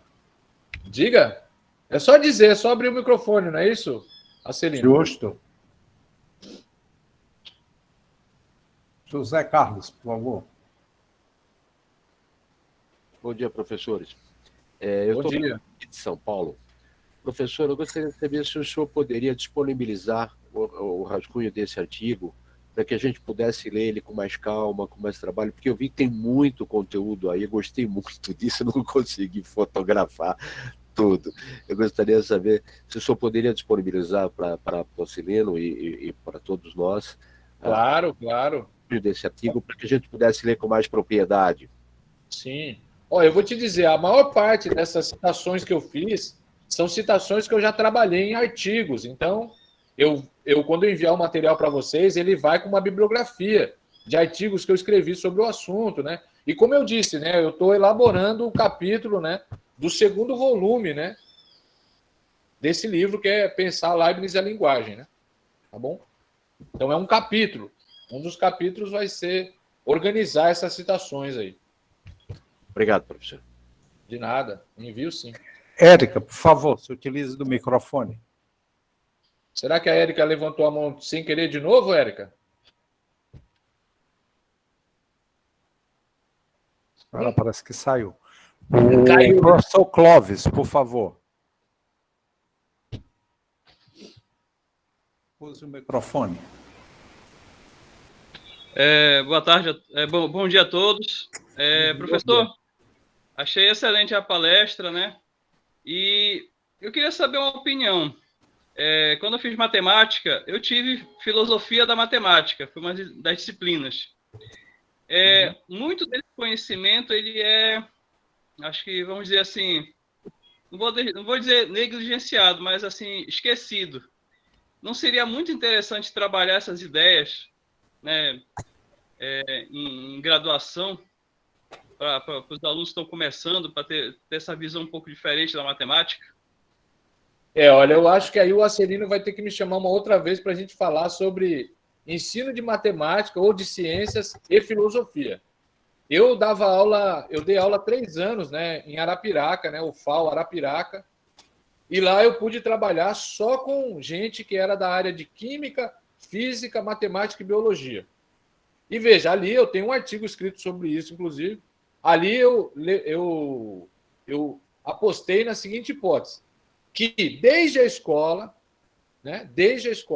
se os nossos alunos aprendessem de fato filosofia, eles aprenderiam ciências com muito mais facilidade. O problema é que, em geral, né, o brasileiro quer fugir de ensino de ciências, inclusive quem dá aula de filosofia. Então, veja, eu acabei de apresentar para vocês aí o Leibniz, que é um filósofo moderno, né? Viveu depois, né, do Descartes. O Descartes morre em 1650, o Leibniz nasce em 46, né? Então, veja, o Leibniz ainda viveu 4 anos, né, antes da morte do Descartes. Veja, eles são matemáticos. Como é que alguém pode dar aula de filosofia moderna, né, e não ensinar nada de história da matemática? Para mim é inconcebível. É inconcebível. Mas quando você faz filosofia na escola, você não aprende nada de matemática. Não aprende nada de química, de biologia. Então, acho que desde a escola, né, o fato da gente não aprender história da ciência e não aprender filosofia propriamente atrapalha muito a gente aprender ciências, que é o que não acontece na Europa. Eu fiz o curso de Química, eu confesso que não vi nada referente a isso. Então, pois é. Era essas aulas que eu dava lá, na UFAL. Eu escrevi um artigo interessante sobre o Einstein, né? Como estudar o Einstein pode... o filósofo Einstein pode nos ajudar a aprender ciências, né? Porque, poxa, o Einstein era um grande cientista, mas, além de tudo, era um grande filósofo. Né? Então, assim, veja, na Europa isso não se separa. Não há como você ser um cientista, entendeu? E não ser um filósofo. Não há como. Né? Um grande cientista sempre tem muita discussão filosófica. Né? E o contrário também, né? Um grande filósofo também tem muitas contribuições para a ciência. Agora, o que acontece também é o seguinte, né? Em geral, quem é da área de ciências e da filosofia, geralmente também não sabe trabalhar direito os temas, né? Então também é complicado. Aprender... Eu acho assim, eu acho que a história tem muito a contribuir. Vocês não aprendem a história da ciência. Esse eu acho que é pior ainda. Né? Vocês não aprendem história da matemática, não aprendem história da química. Né? O que vocês aprendem é irrisório, né? Diante da história mesmo da ciência. Imagina, a gente leu, você viu, né? A gente leu algumas citações de um capítulo de livro. A gente teria que passar aqui um semestre todo para ler e discutir todas essas citações que eu fiz. Um semestre todo.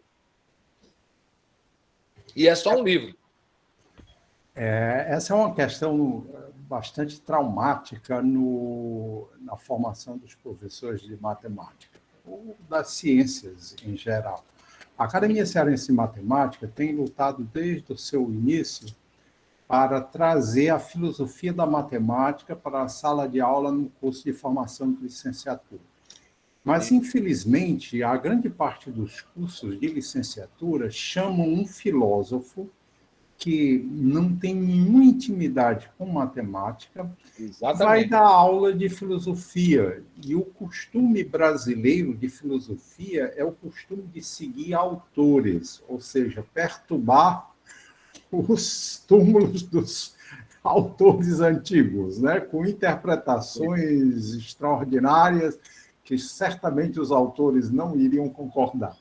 Mas é a situação do Brasil.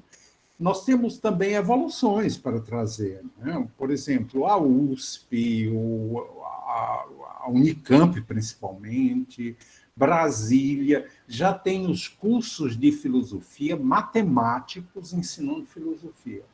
E nos cursos de matemática, filósofos ensinando filosofia e matemática nos respectivos cursos. E é isso que nós precisamos. Nós não precisamos, no curso de licenciatura, uma disciplina de filosofia, e sim de filosofia da matemática, que é que vai enobrecer a matemática e fazer com que os professores entendam o que é matemática em si, principalmente a questão da metamatemática, que vai solucionar todos os problemas que nós temos de entendimento, de significação do que é, por exemplo, o zero, o que é o π, se o plano cartesiano ele está dentro da universalidade que nós damos ao plano cartesiano. Será que nós não precisamos de um outro plano? Porque o π não cabe no plano cartesiano. São essas as questões que nas aulas de filosofia da matemática tem que ser tratado para os professores terem mais firmeza em sala de aula. Nesse sentido, nós convidamos o professor William para trazer, que brilhou aqui nessa manhã. Já tivemos vários outros colegas de Brasília, da Unicamp, da USP, que também trouxeram grandes contribuições. E essa é a contribuição que nós estamos fazendo. Mas eu não estou aqui para falar muito. Existe a professora Francisca Maria Mendes. Por favor, use o microfone. Bom dia a todos. A palestra excelente, eu gostei muito. Eu gostaria de saber se o professor William tem alguma sugestão para os professores do ensino médio trabalhar a história da matemática com os alunos. Opa! Olha, eu acho que esse livro aqui do Jairo é um livro que dá para trabalhar no ensino médio. Eu acho. Entendeu? Se a pessoa se dedicar um pouquinho, vai tranquilo. É um livro pequenininho, né, fininho, vai bem. Mas eu preciso pensar nisso, entendeu? Você tem que me dar um tempo. Você pode, eu vou colocar meu e-mail aqui, ó. Você me dá um tempo, aí eu penso nisso, se você quiser. Pode ser. Obrigada. Agora você me pegou de calça curta, de fato. Eu não tinha pensado nisso. Aí, ó. Para quem quiser o material também. É porque eu estou trabalhando essa semana sobre o Dia Nacional da Matemática, né? Que é dia 6. Já todo ano eu trabalho com eles. Aí tem uma parte da história da matemática, né? E eu gostaria de saber, assim, sugestões de como trabalhar a história da matemática em si, né? Com os alunos. Sim. Isso olha, eu vou te dizer, o Brasil tem essa característica, né, diferenciadora. Você tem que desligar o áudio. Então, o Brasil tem essa característica que é bastante diferente com relação à Europa, por exemplo. Nós não temos essa experiência de aprender, né, história e filosofia das ciências na escola. Então, isso significa que a gente tem que preparar um material diferente do material preparado na Europa.